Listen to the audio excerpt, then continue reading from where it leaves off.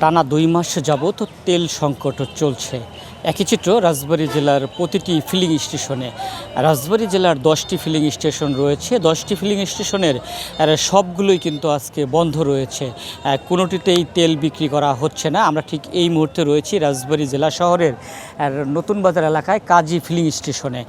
কাজী feeling স্টেশনে আজকে সকাল থেকে আমরা দেখছি যে এখানে কোনো প্রকার তেল নেই। অকটেন, পেট্রোল এবং ডিজেল কোনো প্রকার তেলই কিন্তু নেই। তেল প্রত্যাশীরা এসে তারা ঘুরে যাচ্ছে। একই চিত্র কিন্তু রাজবাড়ী জেলা শহরের আরও যে 2টি ফিলিং স্টেশন রয়েছে, রাজবাড়ী ফিলিং স্টেশন এবং পলাশ ফিলিং স্টেশন, সেই 2টি ফিলিং স্টেশনেও কিন্তু তেল নেই। যারা তেল প্রত্যাশী রয়েছে তারা কিন্তু তেল নিতে এসে ঘুরে যাচ্ছে। যারা কৃষক রয়েছে, কৃষকেরা ডিজেল নিতে এসে তারা কিন্তু ঘুরে তেল না পেয়ে ফেরত চলে যাচ্ছে। পাশাপাশি যারা ডিজেল চালিত যারা যানবাহনের চালক রয়েছে অনেকেই তাদের যানবাহন বন্ধ করে রেখেছে। প্রতিটি ফিলিং স্টেশনের সামনেই কিন্তু আমরা দেখেছি যানবাহনগুলোকে তারা দাঁড় করিয়ে রেখেছে। এছাড়াও রাজবাড়ীর বাস টার্মিনালেও কিন্তু লোকাল যে বাসগুলো রয়েছে সেই বাসগুলোকে তেলের অভাবে দাঁড় করিয়ে রাখা হয়েছে। লং রুটের সেই বাসগুলো কিন্তু চলতে পারতেছে না। যারা তেল প্রত্যাশী রয়েছে তাদের সাথে আমরা কথা বলেছি। তারা আমাদেরকে জানিয়েছে এই যে 2 মাস যাবৎ তেল সংকট, এটিতে সরকারের নজরদারির অভাব রয়েছে। তা না হলে এভাবে তেল সংকট হওয়ার আর কথা নয়। রাজবাড়ীর যে 3টি তেল ফিলিং স্টেশন জেলা শহরের মধ্যে, আজ একটিতে দেওয়া হলে কালকে আরেকটিতে দেওয়া হয় না, এভাবেই কিন্তু চলে আসছিল। কিন্তু আজকে সকাল থেকে আমরা দেখেছি তার ভিন্ন চিত্র। 3টি ফিলিং স্টেশনের কোনো ফিলিং স্টেশনে তেল দেওয়া হচ্ছে না।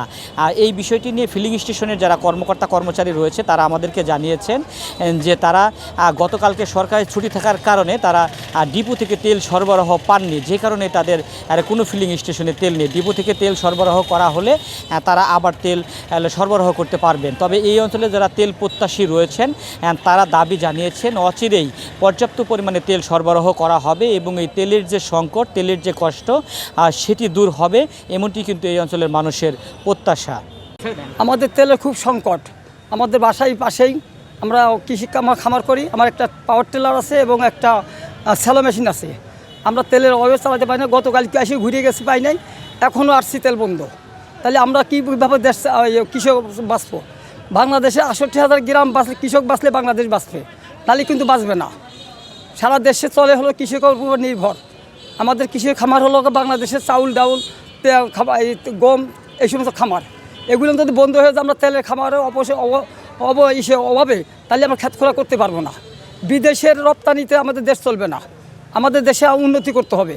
সেই উন্নতিটা শুধু তেল মাত্র পাওয়ার টিলার এবং কৃষি খামারের স্যালো মেশিন, এটাই আমাদের উন্নত। এইটা বহরপুর সব ডিলারওয়ালারা যারা তেল নিচ্ছে তারা সবাই তেলের দাম বাড়াই দিচ্ছে। এই বাড়ানোর কারণে আমরা ওই যে গাড়ি নিয়ে স্যার ওই যে সব পড়ে রয়েছে, আমরা টিপ মারতে পারছি না। এগের কাজ গেলে পারে বেশি কথা কলি কয় তেল নাই, কিন্তু তেল বাড়ি বাড়ি বুঝাই রয়েছে, দোকানে রয়েছে, বাড়ি রয়েছে, তেল দিচ্ছে না। এই 3 পাম্পে তেল নাই। কালকেরতেই তেল পাচ্ছি না। কালকে আইনে গলন্ত মোড়ে দিয়েছিলাম সিরিয়াল, রাত্রে আইনে আবার এই পাম্পে সিরিয়াল দিতেছি। কাল সারাদিন ভরে ওই পাম্পে সিরিয়াল দিছি, পরে তেল দিল না। আবার এই পাম্পে আইনে সিরিয়াল দিতে এখন করতেছে যে আজকে তেল আসবেই না। এরা করতেছে আজকে আসবেই না। গাড়ি গেলে তো আসবে, কোন সময় আসবে আর কোন সময় পাবো? গাড়ি কীভাবে চালাবো? 2 দিন গাড়ি পাবো, 3। আমাদের তো আসলে 8টার ভিতরে অফিসে আমাদের ইন করা লাগে, কিন্তু বিষয় হচ্ছে যে যেখানে বিশেষ করে রাজবাড়িতে আপনারা এই পাম্পে তেল দিলে ওই পাম্পে দেয় না। আর যখন দেয় তখন প্রচুর সিরিয়াল থাকে।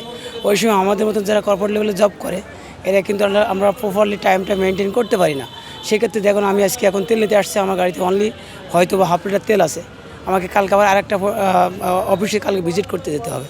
তো সেক্ষেত্রে আমি এখন কিউরিওসিটিতে আছি যে কীভাবে আমি খুবই কনফিউজ যে আমি কীভাবে কালকে গাড়িটা নিয়ে আমি আমার অফিস করব। আমার গাড়িটা ওখানে সিরিয়ালে রাখছি, তেল পাচ্ছি না। এখানে শুধু যে ওখানে পাম্প বন্ধ। তো ইন্ডিভিজুয়ালি আমি যেটা দেখতে পাচ্ছি বা আমাদের অনেকের গাড়িতে তেল থাকার পরেও যাদের প্রয়োজন তারাও সিরিয়ালে আসে, আর যাদের প্রয়োজন নয় তাদেরকে প্রায় 15 দিন 16 দিন চলে যাবে, তারাও আবার সিরিয়াল দেয়। এই ক্ষেত্রে আমাদের একটা গ্যাদারিং হচ্ছে।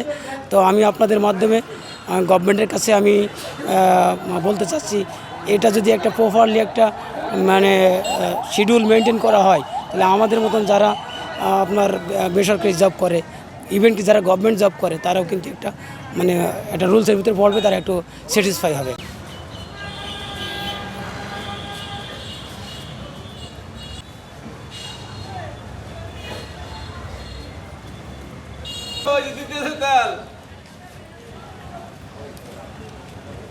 কবে পানি দিতে পারছে না, ধানগুলো সব নষ্ট হয়ে যাচ্ছে, এক পাতা হয়ে পড়ে গেছে।